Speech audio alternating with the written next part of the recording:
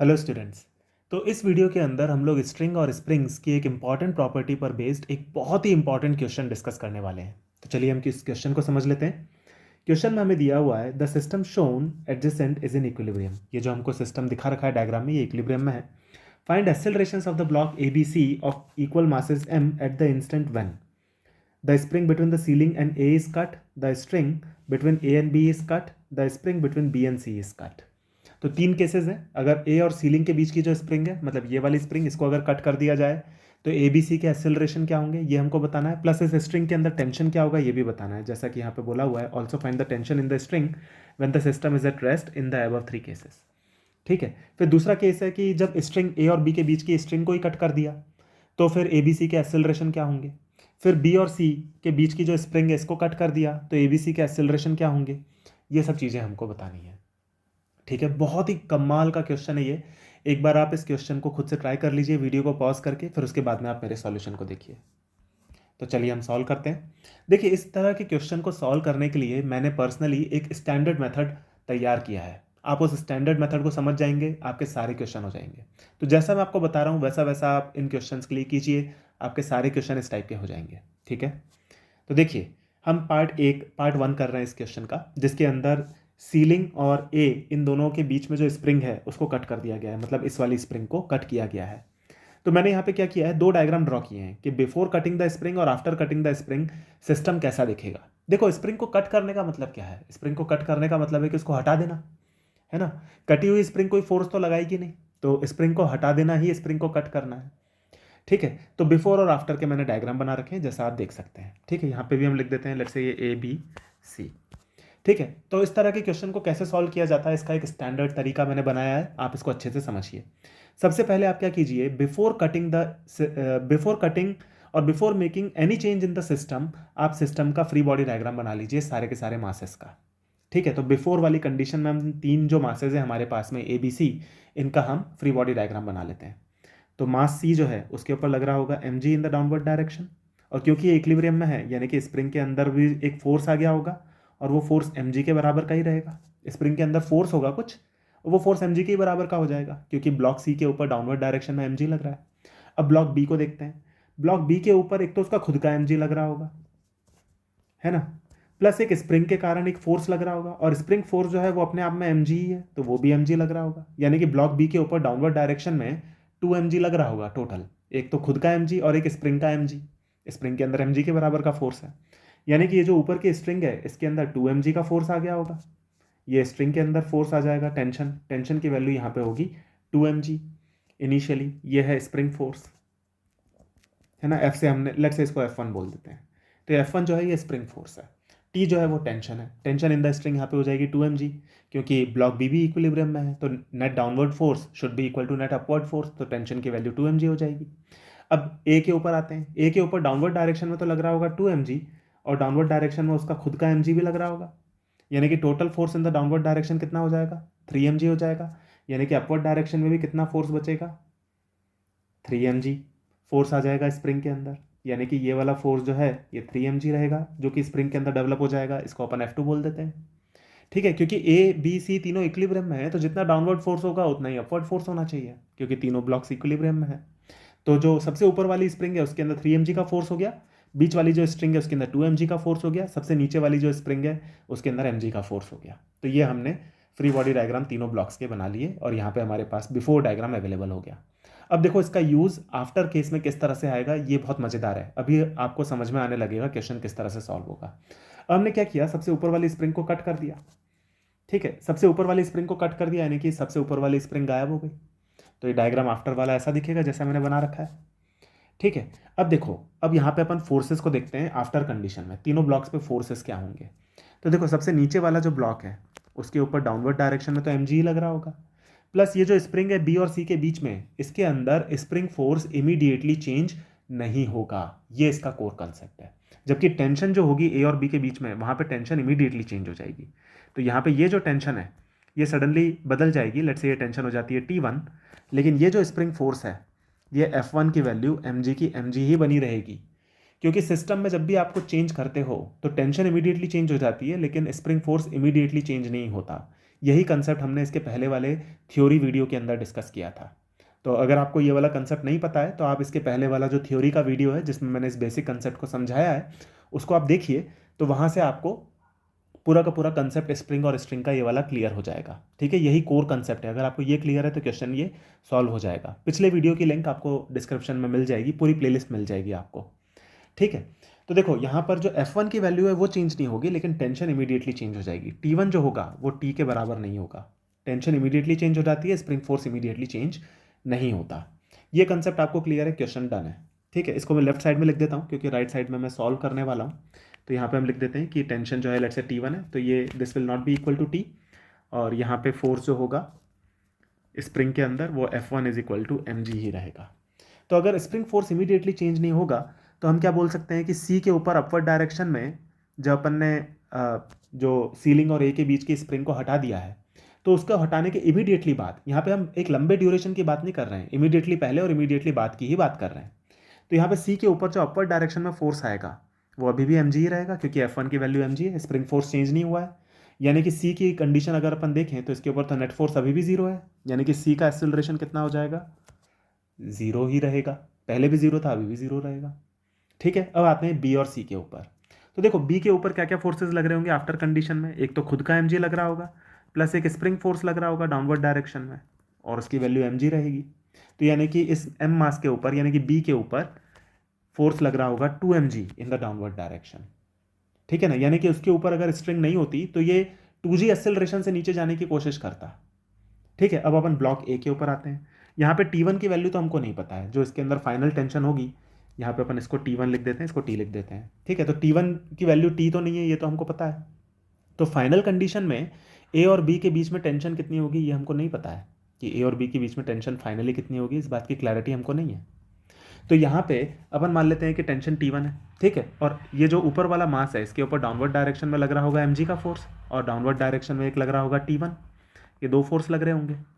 ठीक है, अब आप देख सकते हो कि ब्लॉक बी जो है उसके ऊपर डाउनवर्ड डायरेक्शन में लग रहा है 2mg का फोर्स।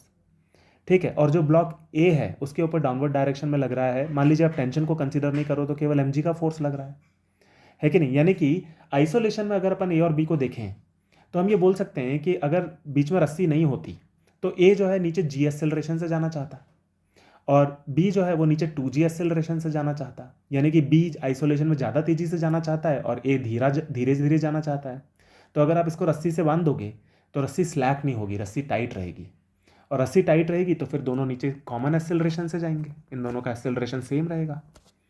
ठीक है ना, तो कॉमन एक्सेलरेशन रहेगा तो अब हम ये निकाल सकते हैं, रस्सी टाइट रहेगी और दोनों का कॉमन एक्सेलरेशन होगा, और उसकी वैल्यू क्या आएगी, net downward force minus net upward force divided by total मास। तो यहाँ पे नेट डाउनवर्ड फोर्स कितना है इसको हम लोग देख लेते हैं। तो देखो एक तो ये है mg, एक ये वाला mg है और एक ये वाला mg है। स्मॉल m, ये जो बी ए और बी जो हैं इन दोनों को मिला करके अपन सिस्टम मान सकते हैं, क्योंकि दोनों का एक्सेलरेशन सेम होगा, क्योंकि स्ट्रिंग तो लूज नहीं होगी, टाइट रहेगी स्ट्रिंग, तो दोनों का एक्सेलरेशन सेम होगा, तो मिला के सिस्टम मान लेते हैं। इन दोनों को आप मिला के सिस्टम मान लोगे तो हम बोल सकते हैं नेट डाउनवर्ड फोर्स तीनों के ऊपर कितना है, 3mg है, और 3mg will be equal to 2m multiplied by a. तो यहाँ से हमारे पास में a की वैल्यू आ जाती है 3g/2 in the downward direction. ये हमारे पास में a की वैल्यू आ गई, जो कि b a और b का एक्सेलरेशन है, c का एक्सेलरेशन तो जीरो है। ठीक है, अब हमसे ये भी पूछा गया कि T1 की वैल्यू भी बता दो। तो देखो T1 की वैल्यू अब हम आसानी से निकाल सकते हैं, ब्लॉक ए के ऊपर इक्वेशन लिख देते हैं। तो हम लिखेंगे T1 plus mg will be equal to ma। ये हम लिख सकते हैं ब्लॉक ए के लिए इक्वेशन।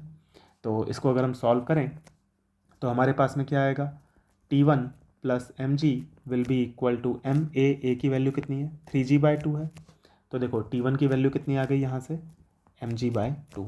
तो हमने T1 की वैल्यू भी निकाल ली।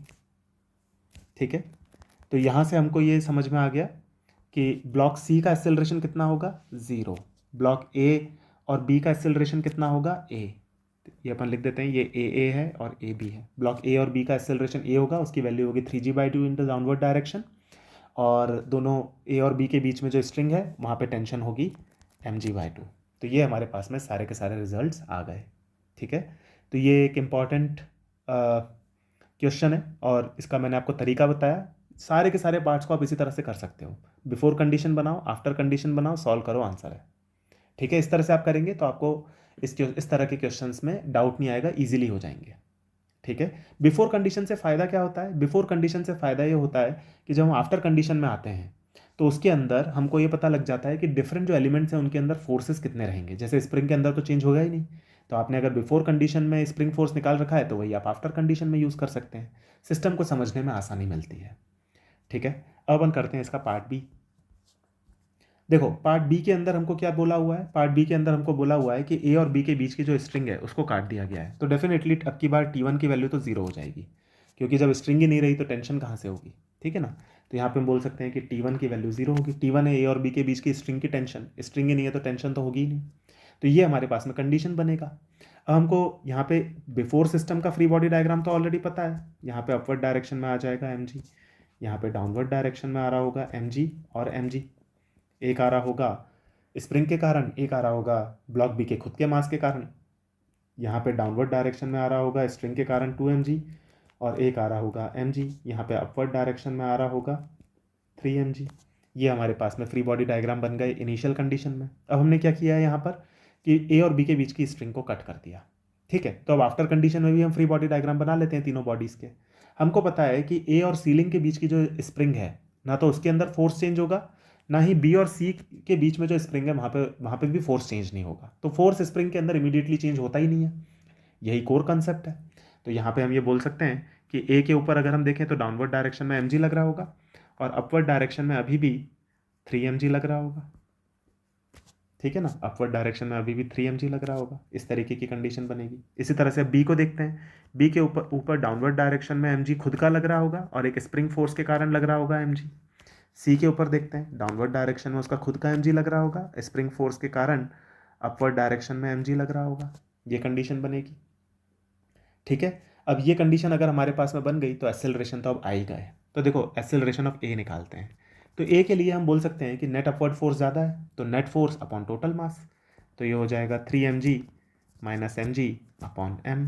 तो यहाँ से एक्सेलरेशन ऑफ ए हमारे पास में आ जाएगा 2g in the upward direction. Acceleration of A आ गया। एक्सेलरेशन ऑफ बी निकाल लेते हैं। एक्सेलरेशन ऑफ बी कैसे आएगा? Net force on block B divided by total mass. Block B के ऊपर नेट फोर्स टोटल कितना है? 2mg in the downward direction divided by m। तो ये एक्सेलरेशन ऑफ बी हमारे पास में आ गया 2g in the downward direction.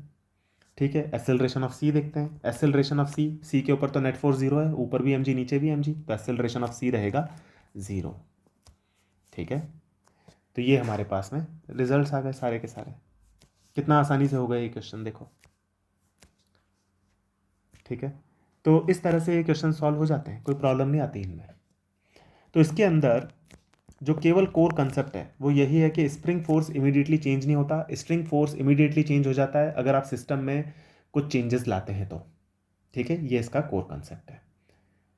तो मैं होप कर रहा हूँ कि आपको ये पार्ट बी भी क्लियर हो गया होगा। अब अपन चलते हैं पार्ट सी पर। पार्ट सी में बोला गया है कि बी और सी के बीच की जो स्प्रिंग है उसको हमने काट दिया। ठीक है, तो अब हम यहाँ पे पहले तो बिफोर कंडीशन का फ्री बॉडी डायग्राम बना लेते हैं, वो हमको पता ही है। यहाँ पे अपवर्ड डायरेक्शन में आ जाएगा mg। यहाँ पे एक तो आ रहा होगा डाउनवर्ड डायरेक्शन में स्प्रिंग फोर्स के कारण mg, और एक आ रहा होगा mg ब्लॉक बी के कारण। ठीक है, यही हमने यहाँ पे किया था। ठीक है, फिर यहाँ पे आ रहा होगा 2mg string force, tension force मतलब, और एक आ रहा होगा mg ब्लॉक के कारण, और एक 2mg आ रहा होगा ब्लॉक ए के ऊपर डाउनवर्ड डायरेक्शन में due to the string force, और ब्लॉक ए के ऊपर अपवर्ड डायरेक्शन में आ जाएगा 3mg अमाउंट का स्प्रिंग फोर्स। तो ये हमारा बिफोर फ्री बॉडी डायग्राम बन गया पूरे के पूरे सिस्टम का। अब आफ्टर कंडीशन में हम फ्री बॉडी डायग्राम बना लेते हैं। आफ्टर कंडीशन में फ्री बॉडी डायग्राम देखो काफ़ी इंटरेस्टिंग बनेगा। यहाँ पे अगर आप सी के ऊपर देखो तो अपवर्ड डायरेक्शन में तो इसके ऊपर फोर्स जीरो हो गया, डाउनवर्ड डायरेक्शन में यहाँ पे mg का फोर्स लग रहा होगा। बी के ऊपर देखते हैं, डाउनवर्ड डायरेक्शन में लग रहा होगा mg। लेट से यहाँ पे टेंशन हो गई अब T1, और T1 जो है वो 2mg के बराबर नहीं होगी। ठीक है, यहाँ पे T1 जो होगी वो 2mg के बराबर नहीं होगी।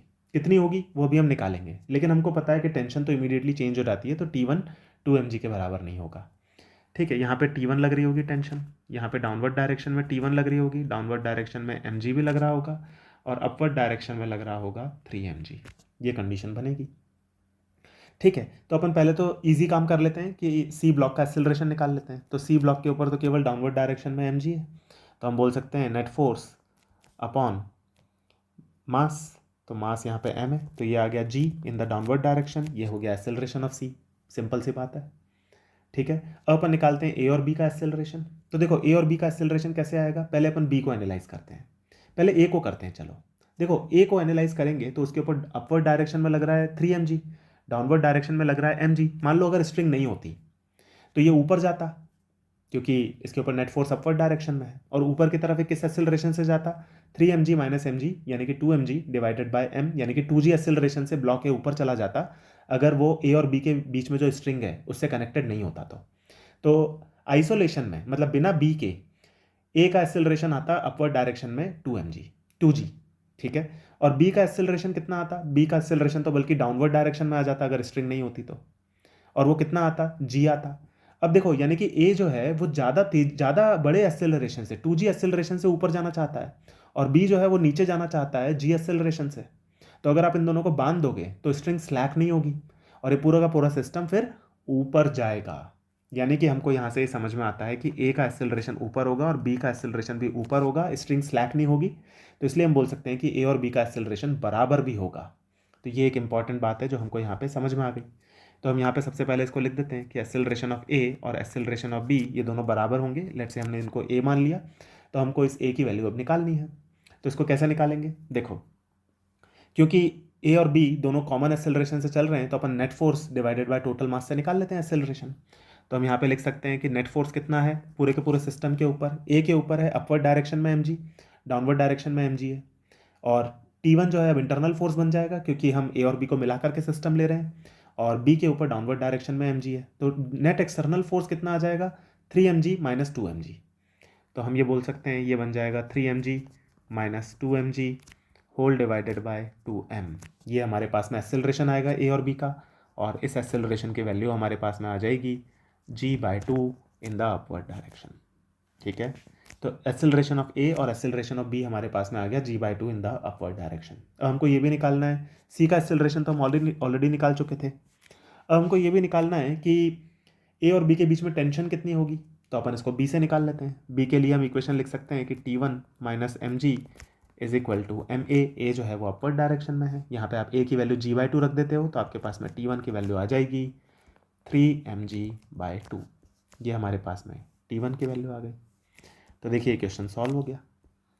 कुल मिलाकर के इस क्वेश्चन के अंदर जो कोर कंसेप्ट है वो यही है कि स्प्रिंग फोर्स इमीडिएटली चेंज नहीं होता और स्प्रिंग फोर्स इमीडिएटली चेंज हो जाता है। एक तो ये है, दूसरा सॉल्व करने की जो स्ट्रैटेजी है उसके अंदर अगर आप बिफोर डायग्राम और आफ्टर डायग्राम दोनों को बना लेंगे साइड बाय साइड तो आपको चीज़ों को इमेजिन करने और समझने में बहुत आसानी होगी, और इस तरह से आप सॉल्व करेंगे तो जो स्प्रिंग कटिंग और स्ट्रिंग कटिंग वगैरह के जो क्वेश्चंस होते हैं ये आपसे बहुत आसानी से सॉल्व हो जाएंगे सारे के सारे। ठीक है स्टूडेंट्स, तो मैं होप कर रहा हूँ कि आपको ये क्वेश्चन में कंप्लीट क्लैरिटी आ गई होगी। आप इसको एक बार खुद से ट्राई कीजिए without seeing my solution till the complete answer, तब आपको और ज़्यादा कॉन्फिडेंस आएगा। ठीक है स्टूडेंट्स, तो हम लोग मिलेंगे और नए वीडियोस में नए कंसेप्ट्स और नए प्रॉब्लम्स के साथ। Thank you.